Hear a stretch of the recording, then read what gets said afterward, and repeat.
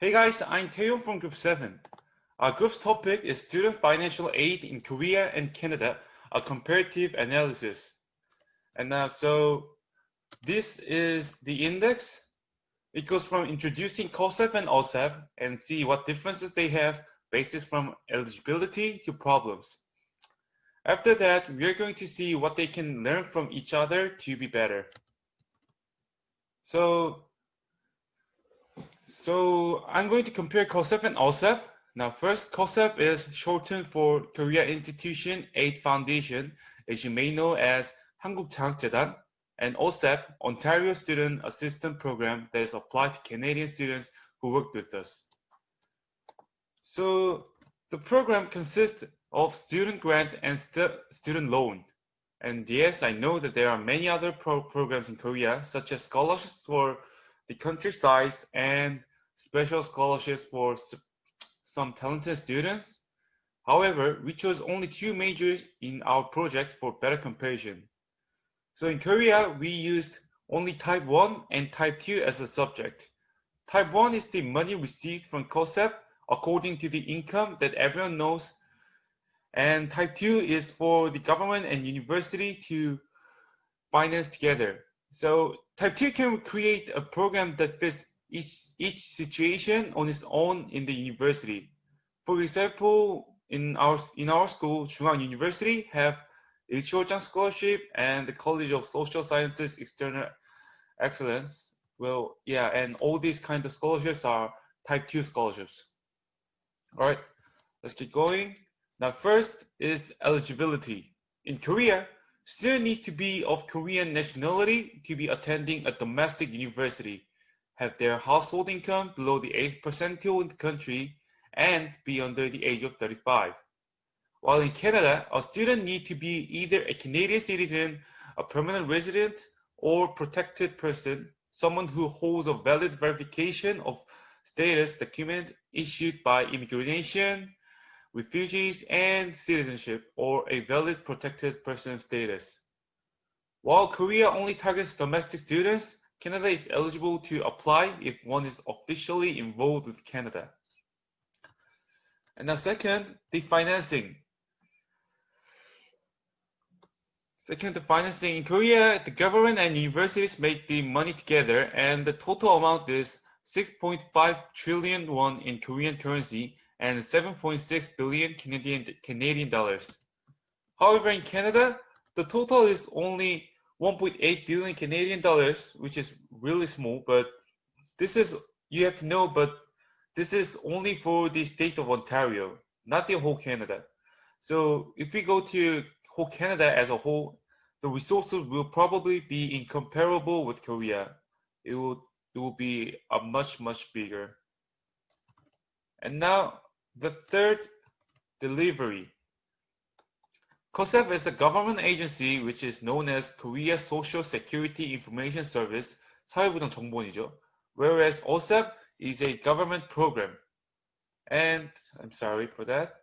And as I mentioned earlier, COSEP has different type of grants and different type of loans, whereas OSEP has only one type of grant and loan. And now both COSEP and OSEP has one type of grant. Both COSEP and OSEP ensure that students' tuition is paid so that they can assess post-secondary for students. COSEP may perform better in two ways. One, the range of funding types may provide students more security for students than OSEPs, and the delivery by COSEP as a government agency may be more efficient than OSEP. Now, the second is that government agencies makes better results than government institutions due to more flexibility, more expertises, and more focused results. And now the next, application. So we made 3 imaginary fictional students for each country. And in Korea, that's Minsu, Younghee, Cheolsu. And in Canada, it's John, Sarah, Mark. I think it's hard to say all 3 students because of time limits, but we have to see, so we're just gonna focus on what's really important. And the point is that both countries consider basic family relationship, such as marriage or not, or live with one parent or two parents. and the other conditions like income and property. However, Korea brings them together and integrates them into a single standard called income quantile and informs students the results. So, for example, the concept notion students what class they are. Our guy Minsu here can get 2.6 million won since he's in the second quartile.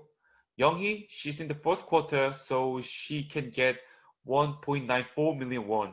And Chosu is a college student with a 7th percentile income, so he might get, yeah, I don't know that much. I'm sorry, I lost the numbers. And now in Canada, the amount of student grant and loan notified vary individually depending on the student's situation. For example, John is married and considering his wife's income, Grant can receive up to $48,000 in loans up to $8,000. And now, fifth, the problems. Since there's no perfect system, both countries naturally have problems. COSAP's criticisms are varied, but are mostly concerned with the program itself, while OSAP's criticisms are largely focused on the amount of funding students receive. For common ground, there are issues in the amount of funding that students receive. It is that the students feel unfair that they do not receive benefits that fit their real actual income. But however, there is a difference between Korea and Canada in terms of industrial structure. In Korea, many people are self-employed, and Korean self-employed people tend to hide their income to pay less taxes. So sometimes the children of self-employed people who are often rich are and unfairly benefited. But in Canada, self-employed business accounts for only 1.8%, so this problem is a bigger problem in Korea. And now the next problem of COSAF is minimum academic standards. It forces benefited students to get a good grade, which is a barrier for low-income students. Now, this creates a paradoxical situation. Students who would benefit most from COSAF are likely to be working part-time job, thereby reducing their time to concentrate on studies, lowering their grades, whereas students who do not need to work are able to concentrate more on their studies, increasing their grades. And now, but OSAF does not consider academic performance at all, so this is like literally the only problem for Korea. And the next problem is the COSAF's application process, which is really complicated and often has blind spots. Now let's look at the next slide. So we had to make an extra slide to show how COSAF's applying process is complicated. Now, you might all heard of ACs, the accredited certificate, 공인인증서이죠. So, and if I really need AC to receive a services, and if I want to get an AC, I need to go to a commercial bank, receive AC, and blah blah blah. So complicated reasons, and it also has to be renewed every year. And even after you get an AC, that's not even it at the end. You also need agreement to provide information on household sources. 가구원 동의죠. 가구원 동의도 필요하죠. 이제 저희가 그 장학금 신청하려면 공인인증서 한 다음에 가구원 동의도 필요한데, and not only do students need their own ASs, but they also need their parents' too. And these complicated systems are not familiar with our parents' generation, and therefore it can confuse our parents, and also for students who are unable to interact with their parents due to personal reasons, they will miss the opportunity to apply in the first place. While in Canada, the OSAP program does not require any of these steps, and the application system is filled out online relatively so easily. And the last problems we're going to look at is that the abuse of living expenses loans in COSAF. You may have often seen friends around you who uses living expenses on a living expenses loan on a non-relative consumption, such as going on trips abroad or getting plastic surgery. This problem happens because the living expenses loan can be used by any university student without any special conditions. However, OSAP does not specify loans for living costs, but university must confirm OSAP that students are indeed registered and accepted with their institution in order to receive OSAP services. Okay, then let's move on to the sixth chapter, the recent reforms. For South Korea, its budget has steadily increased since 2012, while Canada has recently seen significant budget cuts in 2019. In Korea, although there is no big difference in budget in recent years, the budget for subsidies has increased about twice as much as in the early stages of policy implementation. As of 2019, the fourth government, the Canadian New Government under the Progressive Conservative Party, has decided to make drastic cuts towards OSAP, and this has caused a lot of problems. First, the grant of OSAP has been dramatically reduced, so it made more students ineligible for an Ontario Student Grant. And now second is that OSAP reduced the definition of mature students from the students who were away from school for more than 4 years, and now they are only in 6 years. And now the third problem is the elimination of the grace period. A grace period is a period that student does not obtain interest on loans. So in the result, they just have to pay more interest to their loans. Yeah, and now the fourth is the increase of expected contribution. And now students should pay more tuition burden. And in additional recent forms, both countries prepared emergency policies for students in critical situations according to the COVID-19 quarantine.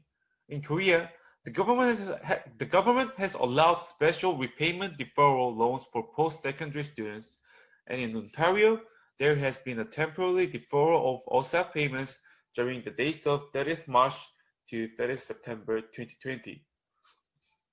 Okay, and now let's look at the Korea's recent reforms. First, lending rates have been lowered. And second, this part is important. Second, this part is important. In 2015, there was a change to the income calculation system since the previous calculation system. This change system includes more detailed factors that can reflect one's wealth, such as financial property, debt, and pension income, and others. And I already mentioned that the third one, the COVID-19 policies, so let's just move on it. Okay, the next page is public perception. Both countries think student grants and student loan policies are essential for college students. However, despite the implementation of the policy, many students and families still feel the burden of college tuition. However, in recent reactions, the two countries are showing the opposite side. In Korea, student grants and loans policies seem to have had significant effect. We can visually see that the average student study times increased while working times decreased. However, in Canada, the crowd went upset due to the dramatic budget cut, in which many students have expressed their concerns about the recent cuts to OSAP. People really got angry, so the Minister of Education and the Liberal Party are responding in sympathy with the students' difficulties and saying that they will restore OSAP. And now this is the table that shows the increasing cost of tuition for students in Ontario. Okay, and now the 8 policy lessons. First, what can Korea learn from Canada? One is that OSAP's application process is so easier than COSAP, and COSAP's process could move towards more technology and modern friendly to access easily. And now the second is that COSAP's minimum academic standards could be lowered like Canada's, or maybe just disappear. Well, but on the contrary, what can Canada learn from Korea? First, in general, because education is provincial jurisdiction in Canada, Canada, the variance in provincial government student financial assistance policies creates issues in the standardization of access to post-secondary. This means that Canada can learn efficient administrative processing in Korea. And the second one is that COSEP's variety of loans and grants program could provide more security for students, and COSEP is better funded than OSEP. I mean, of course, this includes the historical background of Korea, which values education, but in any case, OSEP can still learn to spend more time on education. And now for the last conclusions. Both programs provide necessary state solution to education access. Changes of OSEP are moved toward market solutions, whereas COSEP's flexibility are range of loans move towards state intervention solutions. In Korea, the Ministry of Education is directly involved in policies regardless of political parties. It means that the government is always supportive. However, in Canada, OSEP has experienced a lot of defunding within the last 2 years recently. Therefore, it causes students to look towards market intervention since they may not get enough money from OSEP alone, whether it's a grant or a loan. That rhymed. And okay, that was the end of our presentation. Thank you for your time, and hope you guys.